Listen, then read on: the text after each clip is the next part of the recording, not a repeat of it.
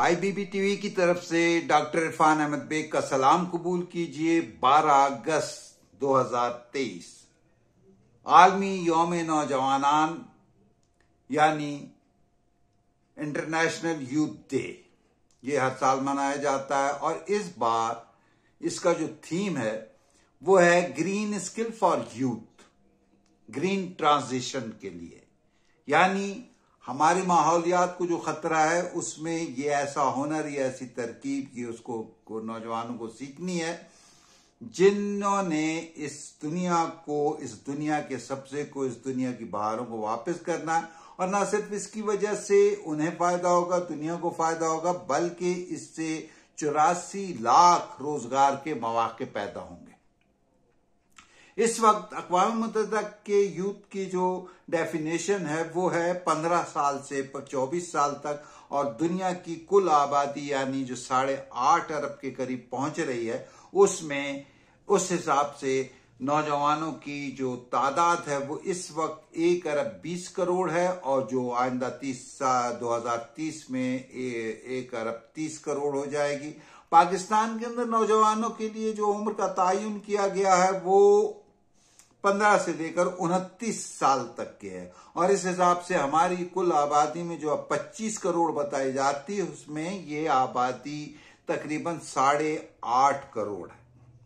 लेकिन बदकिस्मती है कि इस वक्त नौजवान हमारे बहुत एक जिसे कहिए कि एक ऐसे मरहले में है कि फिलहाल जो है हमें उनकी तरक्की की वो इम्कानात, वो उम्मीदें नजर नहीं आती जो दूसरे आलमी सतह पे हैं या जो दूसरे तरक्की याफ्ता और तरक्की पजीर मुल्कों में से।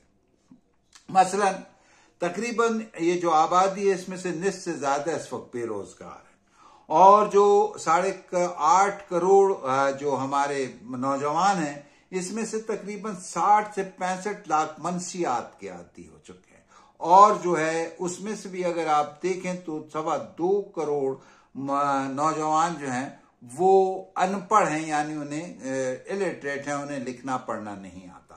तो ये सूरत हाल जो है वो एक ऐसी है कि जिससे एक धचका सा लगता है, क्योंकि दूसरे ममालिक में नौजवानों में जो लिटरेसी रेट है वो 95% है, और उनके इम्कानात, रोजगार के मौके, तालीम के शोबे, इन पर भरपूर तवज्जो दी जा रही है।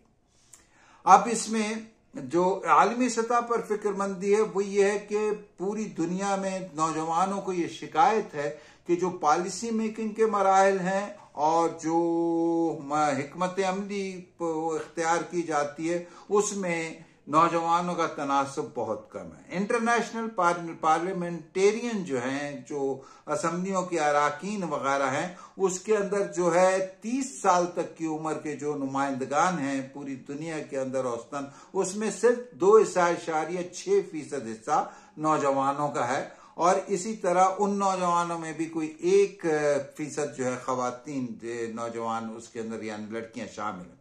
और पाकिस्तान में ये और भी कम है, बल्कि ना होने के बराबर है कि छोटी उम्र में कोई पार्लियामेंटेरियन मैदान अमल में आए।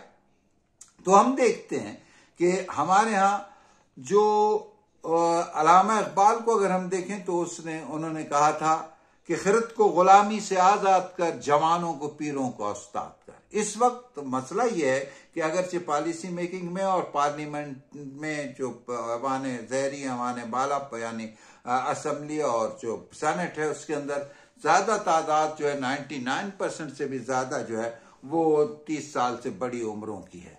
और लेकिन उसके बावजूद हम ये उम्मीद करना चाहिए कि हमें कि अब जो इलेक्शन नजदीक आ रहा है तो पार्टियां जो हैं वो नौजवानों को उसमें शामिल करें, नौजवानों को उसके अंदर हिस्सा दें। अगर नौजवान सामने आएंगे तो वो अपने मसाइल को उसी तरह हल करेंगे। मेरी यहाँ पर एक गुजारिश होगी कि इस वक्त जो हमारे जो यूनिवर्सिटियों में निसाब पढ़ाए जा रहे हैं या जो शोबे हैं टेक्नोलॉजी के और दूसरे, उनको अपग्रेड करने की जरूरत है। उनके असातिज़ा को देखना है। हमें चाहिए कि हम उन शोबों से मुतालिक असातिज़ा को या तो नए शोबे खोलें और नए शोबों के हिसाब से उनको ट्रेन करें, اور جو دنیا کی بڑھتی ہوئی ڈیمانڈ ہے اس کے اوپر نظر رکھیں۔ آج اتنا ہی۔